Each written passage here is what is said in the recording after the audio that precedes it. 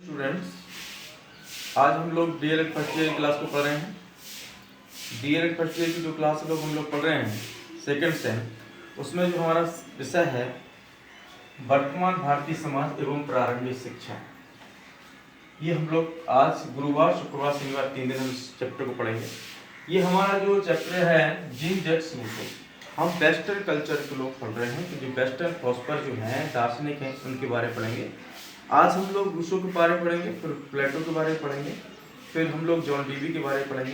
इस प्रकार से हम अपना पूरा काम कंप्लीट करेंगे। सबसे पहले हम लोग आप लोगों को मैं बताना चाहता हूँ Jean Jacques Rousseau, Hobbes, Locke, ये जितने भी हैं ये क्या हैं, प्रकृतिवादी। ये प्रकृति पे विश्वास करते हैं कि प्रकृति के अनुसार बच्चों को शिक्षा दी जाए। ये हमारे भारत में जो हमारे भारत के जो शिक्षा शास्त्री रहे हैं रवीन्द्रनाथ टैगोर जी, तो रवीन्द्रनाथ टैगोर जी का जो शिक्षा दर्शन था वो भी प्रकृतिवादी था।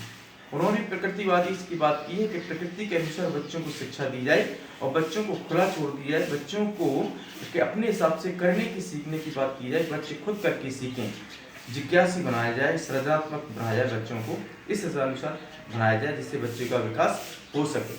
आइए हम लोग जीन जैक्स रूसो का जीवन परिचय को हम समझते हैं। देखिए, जीवन परिचय में क्या है कि 1712 में स्विट्जरलैंड यानी जिनेवा इनका जन्म हुआ था। इनके पिताजी जो थे वो घड़ीसाज थे। इनके जन्म होने के बाद ही इनकी माता का देहांत हो गया। जब इनकी माता का देहांत हो जाता है तो इनकी जो चाची थी वो क्या करती है, उनका पालन पोषण करती हैं। पालन पोषण करने के बाद क्या होता है, जिस बच्चे से अगर माता का हाथ उठ जाता है तो बच्चा क्या हो जाता है, बिगड़ जाता है। तो बिगड़ जाने के कारण क्या हुआ कि इनका जो प्री प्राइमरी एजुकेशन था और प्राइमरी एजुकेशन जो था इनका इन्होंने ग्रहण नहीं किया। वो रीज़न इसलिए भी था कि उस समय जो शिक्षा थी बहुत कठोर व्यवस्था थी प्राइमरी एजुकेशन की, तो उन्होंने उस डर के मारे भी उसने शिक्षा ग्रहण नहीं की और वो आवारा घूमने लगे। आवारा घूमने के बाद फिर क्या हुआ, उनका जो रुख हुआ वो जाकर के फ्रांस चले जाते हैं और फ्रांस जाकर के वो क्या करते हैं, फ्रांस में जाकर के शिक्षा ग्रहण करते हैं। फ्रांस में हॉब्स, लॉक, प्लेटो का साहित्य का अध्ययन करते हैं। किस किस का अध्ययन करते हैं, हॉब्स, लॉक, प्लेटो का साहित्य का शिक्षा का अध्ययन करते हैं। यहीं से उनके जीवन में क्या हो जाता है, परिवर्तन आने का काम होता है और जीवन उनका बदल जाता है। जब जीवन उनका बदल जाता है तो पहले वो क्या करते हैं, वो अपनी बुक्स लिखते हैं। उनकी जो बुक्स थी social contract, progress of the arts and science, new health, science and Emile, ये 4-5 उनकी बुक है जो बहुत ही ज़्यादा इंपोर्टेंट्स हैं। लेकिन 2 बुक्स उनकी बहुत ज़्यादा इंपोर्टेंट्स हैं, ये सोशल कॉन्ट्रैक्ट और एमिल। हम लोग 2 बुक को बहुत ज़्यादा इंपोर्टेंट से याद रखना है, ये सोशल कॉन्ट्रैक्ट, एमिल। एमिल में पूरा देखेंगे तो उन्होंने एमिल में क्या किया है कि एजुकेशन के बारे में उन्होंने पूरा बताया है कि एजुकेशन किस प्रकार से होना चाहिए। जो एमिल बुक है उसमें 5 भाग में डिवाइड किया गया है। कितने भागों में किया गया है, 5 भाग में डिवाइड किया गया है। तो एमिल जो उन्होंने बताया है कि सबसे पहले शैशवावस्था 1 से 5 वर्ष का होना चाहिए, बाल अवस्था 5 से 12 वर्ष होना चाहिए, किशोर अवस्था 12 से 15 वर्ष होना चाहिए, युवा अवस्था में जो है 15 से 20 वर्ष के बाद बताई गई है। तो जो युवा अवस्था है 15 से 20 वर्ष बताई गई है। और उन्होंने क्या किया, 1741 में बच्चों को पढ़ाना शुरू किया।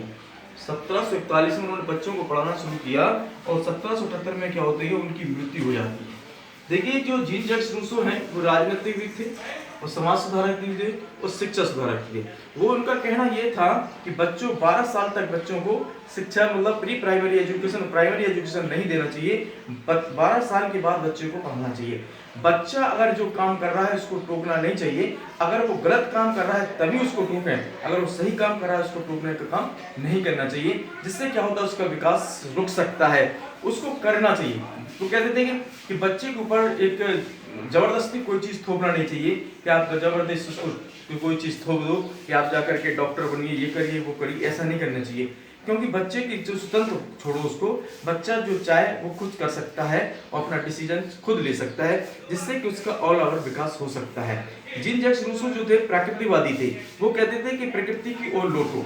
प्रकृति की ओर लौटो मतलब क्या है कि वो कहते थे प्रकृति की ओर लौटोगे, प्रकृति का आप क्या करेंगे, आप सुरक्षा करेंगे तो आपकी सुरक्षा करेगी प्रकृति।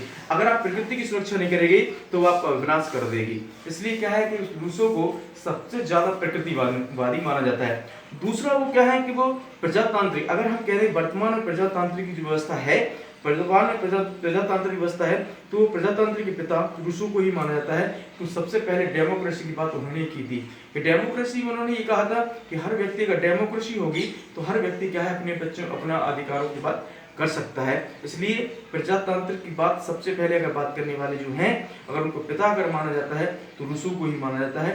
रूसो ने अपने दर्शन में अपने शिक्षा दर्शन में यह व्यवस्था बताई गई है। कल हम आपको आगे रूसो के शिक्षा दर्शन के बारे में और बताएंगे।